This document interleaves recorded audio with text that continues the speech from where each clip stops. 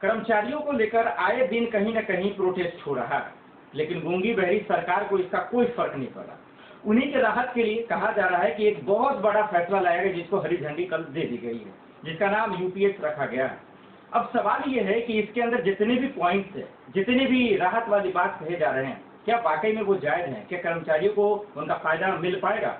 और भी बहुत सारे मुद्दे हैं जिसको बारीक से समझाने के लिए और समझने के लिए, और खास करके कर्मचारियों के मुद्दों को लेकर, दलितों पर हो रहे दरअसल हमलावर को लेकर, जुल्म को लेकर हमेशा से प्रोफेसर साहब आवाज उठाते रहे।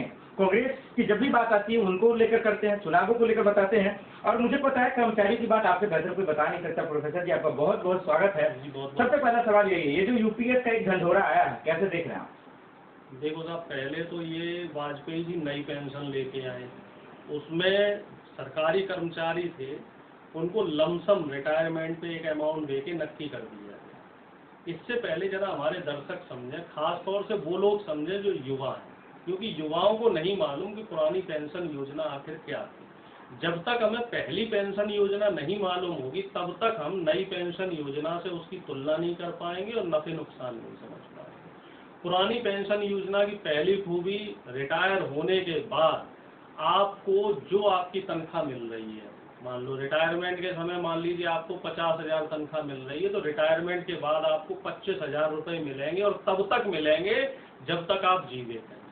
अब इसके अलावा आप पे जो आश्रित है, यानी आपके पति या पत्नी, अगर आपका निधन हो जाता है तो वो पेंशन ट्रांसफर हो जाती है आपके डिपेंडेंट पे, यानी कि आपकी पत्नी पे। तो आप सोचिए बुढ़ापे के लिए कितनी कारगर योजना है। इसके साथ ही जब आप रिटायर होते हैं तो एक लमसम अमाउंट भी आपको दी जाती है, जिससे कि रिटायरमेंट के बाद आपकी मान लीजिए कोई सेटलमेंट करना है, मकान या कहीं इधर उधर सेटल होना है, क्योंकि नौकरी आदमी अपना जो होम डिस्ट्रिक्ट है उससे अलग होके करता है, तो सरकार ये मान के चलती है कि रिटायरमेंट के बाद वो व्यक्ति अपने होम डिस्ट्रिक्ट में जाएगा तो वहाँ उसे अपनी कुछ व्यवस्थाएं ठीक करनी हो, तो उसके लिए भी उसको एक लमसम अमाउंट, उसका एक तरीका है, वो दे दिया जाता है। अब सरकार ने वो दोनों चीज़ें खत्म कर दी। नई पेंशन योजना में कुछ नहीं था, लमसम अमाउंट एक आपको दे दी जाएगी, और वो भी आपका जो आपकी तरफ का हिस्सा था, उस हिस्से को सरकार एक जगह जमा करती थी और उसे लगा देती थी शेयर मार्केट में, और रिटायरमेंट के समय जो आपको मिलना चाहिए वो मिल जाता है। लेकिन सवाल ये है कि अब इसमें और चीज समझ लो, जो पुरानी पेंशन थी उसमें 50% हिस्सा सरकार का होता था और 50% हिस्सा हमारा, यानी जो एम्प्लॉय काम कर रहा है। अब जो मोदी जी ने अब जो यूनिफाइड पेंशन स्कीम लगाई है, इसमें सरकार का सिर्फ 18% हिस्सा होगा, यानी कि 0% से बढ़ के 18 पे आ गए और 50 से घट के 18। अभी भी वहाँ नहीं पहुँचे, 18 पे आए हैं। जबकि आंदोलन आप देख लो 2005 से चल रहा है, जब से वाजपेयी जी नई पेंशन योजना लगा के गए। इसके अलावा अगर आपकी सर्विस 25 साल पूरी होती है तभी आपको बेसिक पे का 50% मिलेगा।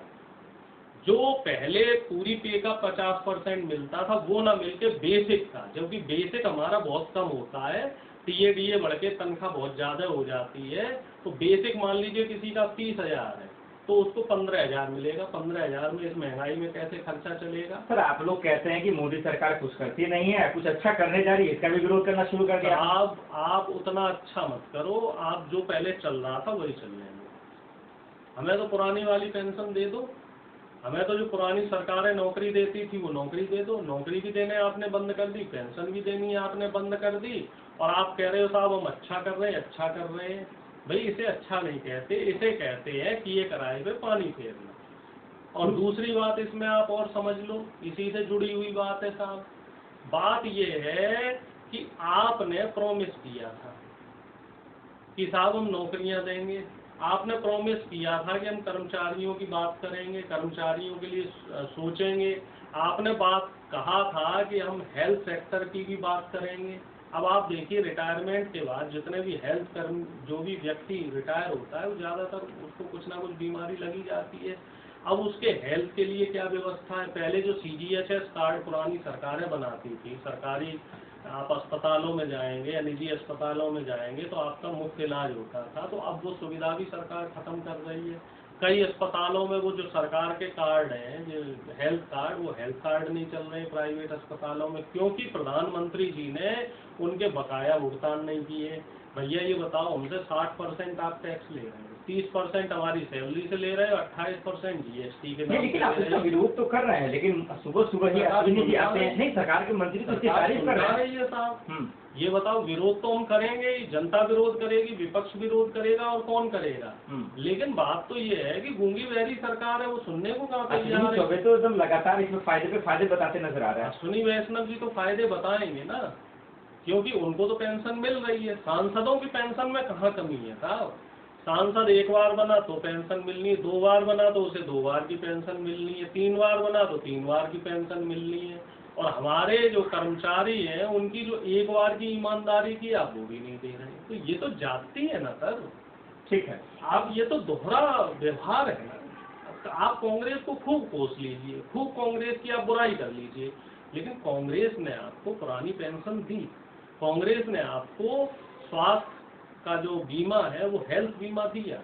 अब जो लोग, जो रिटायर्ड लोग, मेरी कई बार बहस हो जाती है, बीजेपी को की तारीफ करते हैं, कांग्रेस को कोसते हैं, तो मैं उनसे यही कहता हूँ कि बाबूजी आप तो रिटायर्ड हैं, आपको तनख्वाह कांग्रेस की वजह से मिल रही है, और आपका फ्री जो हेल्थ देखा जा रहा है वो कांग्रेस की वजह से देखा जा रहा है। नई पीढ़ी से पूछिए ना तो उनको सरकारी नौकरी है, ना उनको पेंशन मिल रही है, ना उनका हेल्थ बीमा है, तीनों चीजें नहीं है।